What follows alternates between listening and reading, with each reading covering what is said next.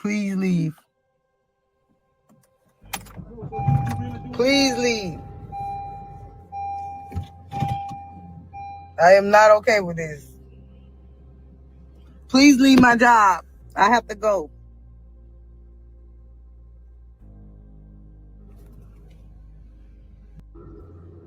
And I give her talking to herself and she don't give a fuck. Womp, womp, womp. Cry me a river. Cry me a river, lady. 31-year-old Shantay Butts followed every rule in the so-called survival handbook for abused women. She kicked out her ex, 46-year-old little Mack Williams, a man almost twice her age and 10 times as toxic. She changed her number, installed a doorbell camera, switched up her work schedule, called the police, pressed charges, and tried to disappear from his radar. But guess what? None of it mattered, because in this country, the law doesn't kick in until you're cold, lifeless, and zipped up in a body bag. Butts did everything right, but the system did everything wrong. Little Mac, a grown man with a little boy name and even smaller self-control, spent the last couple of years making Shantay's life a living hell. She documented the abuse. She screamed for help. And still, he was allowed to stalk and torment her with impunity. Why? Because the American justice system treats restraining orders like strongly worded suggestions. Because be strong, speak up, don't be silent is the advice we give women right before throwing them to the wolves. In real life, leaving an abuser and getting the law involved doesn't guarantee safety. It signs your death warrant. Welcome to the American Crime Femicide channel. Please like, share, subscribe, and hit the notification bell for future uploads. Some women, me, I'm putting myself in that category, make it okay for niggas not to be shit. By that, we'll get with somebody who we know ain't shit, right? Just go through the motions, just being in our relationship because we so happy that somebody love us. But we can just love ourselves if that makes sense. Take care of the household, do what we gotta do, because in reality, we just not feeling like we housing a nigga. But in reality, we housing a nigga. And from the outside looking in, it looked like he's helping or contributing because your life is still going on the same way. Reality, you up in that bitch screaming to the top of your lungs because every time you turn around, the bill keep flying past that bitch. You gotta catch it. You gotta be the bill catcher. And the motherfucker just sleep. He may be contributing to your life, but he ain't contributing to your bills in reality. Because you so hell-bent on doing for yourself, or, oh, I been paying my bills. Oh, I ain't gonna let no nigga pay my bills. Oh, this and that. No, bitch, let him pay half. That bitch halfway contributing to all your motherfucking problems in your life. Just don't choose no bad niggas. We'll get with some niggas that we feel like, oh, they good for us, and in reality, they ain't shit. Because from the outside looking in, when you was looking at him before, he was with another bitch who was the boss. So she was handling all the way. And in reality, your ass sitting on the other side in that damn green pasture thinking that motherfucker he doing. And in reality, it's her money who funding the trips. It's her money who paying the bills. It's like it's your money that's paying for your trips and your money that's paying for your motherfucking bills. What I really, really hate, the dumbass bitches that be like, oh, she just saying that because he not with her. Bitch, is the reason why he ain't with her. See, me, I don't think I ever been in denial about nothing. One of them hoes that just be put up in the house and don't know what the fuck going on. See, I know what the fuck going on, but I am what the fuck is going on. Shay was the type of woman who made magic out of struggle. A full-time mother, home health aide, cleaning business owner, floral decorator, and aspiring content creator, she wore more hats than a Sunday church crowd. Despite the chaos in her life, she never let it compromise her role as a mother. Her social media was a love letter to her kids, her mini-me's, and her man of the house, her oldest son, always right by her side when she wasn't grinding to keep the lights on. Parks, school events, game days, you name it, she was there. Not as a bystander, but as a present, intentional, involved parent. And how she pulled it all off, that was the mystery. Because while most people are drowning in just one job, Butts was clocking into multiple hustles like it was an Olympic event. She worked as a home health aide, demanding, draining work. Then she ran 2 side businesses. One where she decorated liquor bottles and money arrangements with flowers because even dollar bills deserve to be beautiful. And the other, her bread and butter, was her cleaning business, polished by Shay. And let's be clear, Shay didn't just clean. She transformed. Her ability to make a crusty, beat-down front door look brand new should have been studied in a lab. Her reputation was spreading, her clientele growing, and word of mouth had her booked and busy. But she didn't stop there. Shay was also building a following online. She shared stories from her real life with a comedic twist, often calling herself a comedian, and honestly, she was. Her All Deadbeat Daddy series, in which she called out the absentee father that bailed on her, was equal parts funny, raw, and real. So let's get into this next reality check. So I'm 30, finna be 31, and I was adopted as a child. Between adopted and foster, I don't think people know this, is when you adopted, you belong in that family. So therefore, the state can't come and take you out of that household. Now, if you fostered, you could just get taken at any moment whenever the person choose to get a child. Like if they want a child and they want you, they can just take. Or if that parent don't want you anymore, they can just send you back to the state, to a group home, So I was very blessed with being adopted by my mom.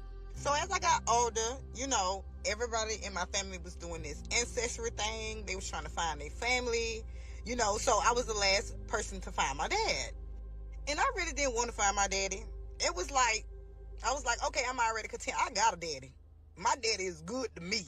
My stepdaddy, he good to me. So I wasn't searching for a daddy. I think I was more searching for answers, if that makes sense. So I chugged my little ass on motherfucking ancestry, la-la-dee-dee-dee, and I found out my daddy 85 years old. He live in Temple, just living his life. So I said, you know what?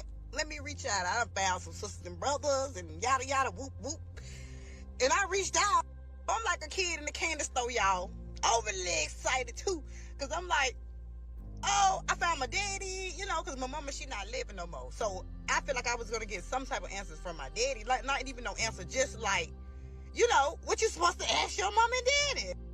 So I done went through the burrs in the woods to figure out who my daddy was. Found out his name was a man named Fort Carroll, who stayed right in Palm Beach County, in West Palm Beach, Florida, somewhere like Riviera area. But he don't stay here now. He stay in Tampa, but he stayed in West Palm Beach. I currently stay in South Bay, Florida. Remind y'all, this person didn't go looking for me. I ain't saying like, oh, he didn't go looking for me. I got took by the state. So at the end of the day, it's okay. But you was right there in West Palm Beach, which is 45 minutes away from me, and you didn't even. But I had 3 or 4 other kids before me, so I really wasn't expecting him to be this awesome dad, because I got an awesome dad, So I think I did went into this and I held this man to high standards, because my dad awesome. I ain't even gonna lie, y'all. I'm just saying it again. My daddy is awesome. So before me, my daddy had 3 daughters with his wife and a son he never took care of, from my understanding. And he has another daughter, we just gonna call her Jay, but she was adopted too. So she found him through ancestry. She was the reason why I was able to find him. Oh yeah, I found my daddy and I asked him to meet up with him, because I just found my daddy. He stayed in Tampa. I was gonna drive there, to meet with my daddy. So y'all, this man gonna tell me just like this, not right now. I ain't really stable right now. I ain't really on my feet.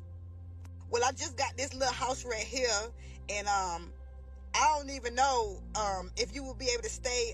Where you gonna stay at? How you gonna get here? You know what? I just hung my phone up, because at the end of the day, I was hurt, because I was puzzled, because he was like, oh, he wasn't stable. He didn't, right now wasn't a good time. Remind you, this man 85 years old. So I got off the phone, and I was thinking about it for a little while, but I don't know if you know me, but I ain't gonna let shit go. Man, I don't give a fuck. I'm not letting shit go.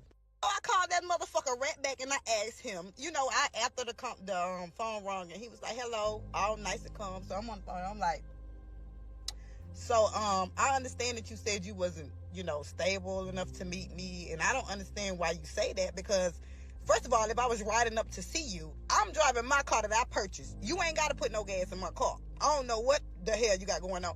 And if I'm coming to somewhere I don't know, I would never stay in your house. So I think that's what the problem was. He said, no. What I mean is, what we gonna do? I don't got nothing to offer you. Like, I'm not stable. I just got this apartment on Section 8 because he's a veteran. He said, I just got this apartment on Section 8 and, like, he can't do nothing. So I said, you know what? When the fuck you gonna be stable, though? Like, you 85 years old. If you ain't got your shit together now, you ain't gonna never get your shit the fucking together. I said I wake up every motherfucking day not knowing how to be no motherfucking mama. But do I say, oh, I can't be a mama today. I'm not stable enough. It throw the cover back over my face. No, bitch, I get up and I try to motherfucking be a mama every motherfucking day. So you ain't finna be no deadbeat dad. I don't give a fuck. Like, you 85 years old. Like, I think my real problem is with that sentence is, if I can get up every day and I can put 100% of my effort into being a single mom, and I'm saying that with pride, a single mom, then you could be a fucking daddy. Like, no. And then you know what? Back in the days, they made it so convenient for people to just be deadbeats and nobody. They just like it's okay. Like, and see, I had to step back and realize that I'm dealing with a OG deadbeat. So then it was this whole thing like, oh, I didn't know your mama was pregnant. She never told me she was pregnant, but you was fucking though. Like I said, my daddy 85. I'm 30. So that means you was 55 years old when you was fucking and made me. She turned her pain into punchlines, her stress into content, and her story into survival. She was doing what so many Black women do, finding light in the middle of madness. But one man wasn't having it. That man was her ex-boyfriend and the father of her youngest children, little Mack. A man with the name of a toddler and the rage of a war criminal. He didn't just have anger issues. He had a decade-long resume of violence that somehow never resulted in the prison sentence it clearly deserved. In 2014, he was arrested after an ex-girlfriend called 911 alleging sexual battery. When police arrived, she had visible injuries, swelling and bruising under her eye, a massive hematoma on her forehead, swollen shoulders and back, and a laceration on her knuckle. Williams was charged with felony battery, domestic battery by strangulation, and false imprisonment. He ended up pleading guilty to felony battery and was sentenced to just 36 days in jail. 36. Not months. Days. In 2018, another ex couldn't get rid of him. He kept showing up to her home uninvited, refused to leave, and even messed with her outdoor surveillance cameras. Her brother called the police. Williams was arrested for stalking and trespassing. He was only convicted of trespassing and sentenced to 59 days in jail. Just under 2 months for being a violent pest who clearly didn't know what no meant. In 2023, it got worse. According to court records, he struck a woman in the head with an unknown object during a dispute, sending her to the hospital. He was arrested, pled guilty to domestic battery, and served a whopping 2 days in jail. Because apparently giving a woman a head injury in Florida is about as serious as a parking ticket. Then came Shay. In July 2024, deputies responded to her home after she reported that Williams forced his way inside, put her in a chokehold, and kicked her multiple times. She could barely breathe and nearly lost consciousness. She tried to call 911, but he grabbed her phone and ran off after her daughter saw him.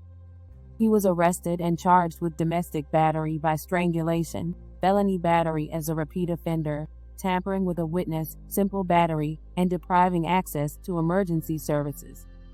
Williams pleaded guilty to the top 3 charges. The sentence: 157 days in jail and a no-contact order. And we all know how seriously abusers take those. Because by October, he was right back at it. Shay called police again, saying he wouldn't stop calling and had been seen banging on her front door. He was arrested again for violating the same no-contact order he had already spit on. In November, he broke into her house again, physically assaulted her, and stole her phone. The felony domestic battery charge was reduced to a misdemeanor.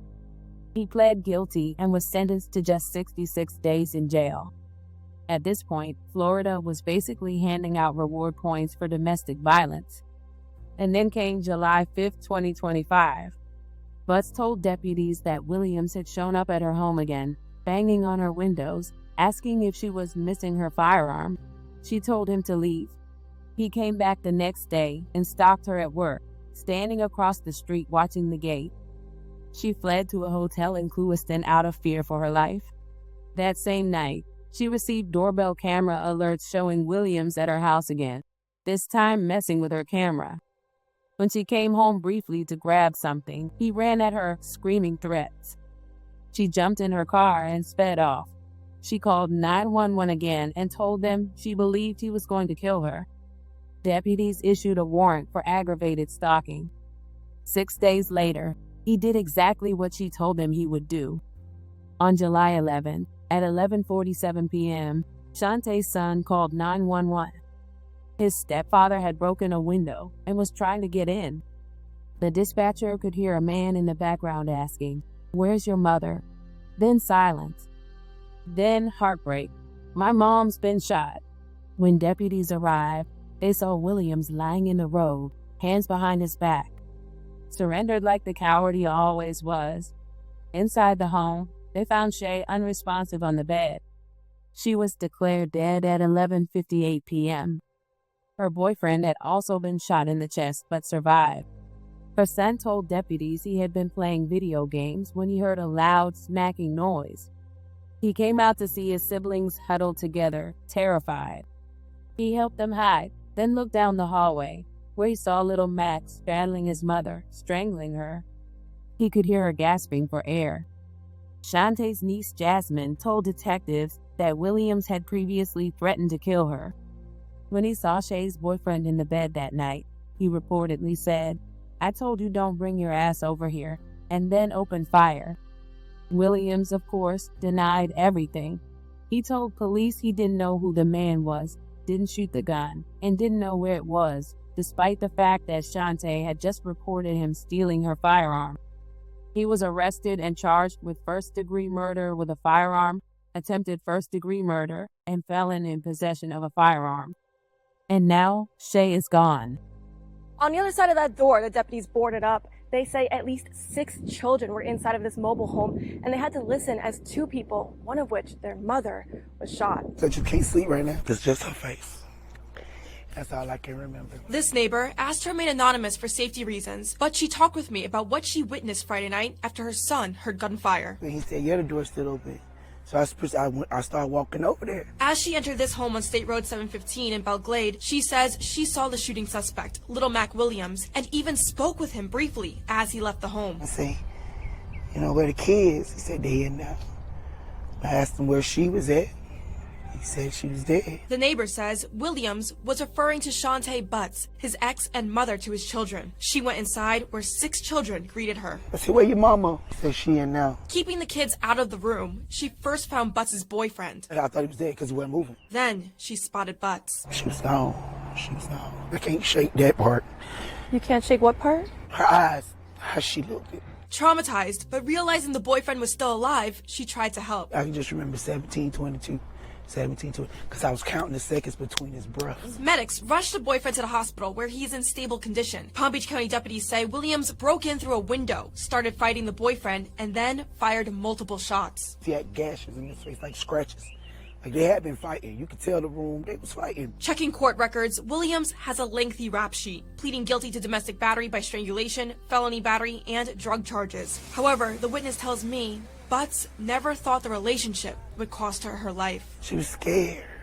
She wasn't expecting it. The look on her face was like she wasn't expecting it. Now, Williams had a warrant out for his arrest just days before this shooting happened on a burglary charge, but he wasn't picked up in time. And now he's sitting in the county jail facing a first-degree murder charge. In Belglade, I'm Kayla McDermott. Shay was adopted and had talked about how traumatic that experience was. She wanted to give her kids something different: stability, laughter, love. She was doing it until the same man who gave her children turned around and took her life. 4 kids are now motherless, 2 of them under 6. Her oldest son, the one who had to call 911 and describe the man who murdered his mom, will never be the same. And the worst part, she did everything right. She left. She called. She documented. She pressed charges. She begged. She fled. She warned them. Over and over again. The system had a front row seat to her slow execution and shrugged. Butts was not just a mother or a victim. She was a force. A worker, a hustler, a storyteller, a protector. She deserved to live. She deserved protection. She deserved more than a body bag and a belated felony charge.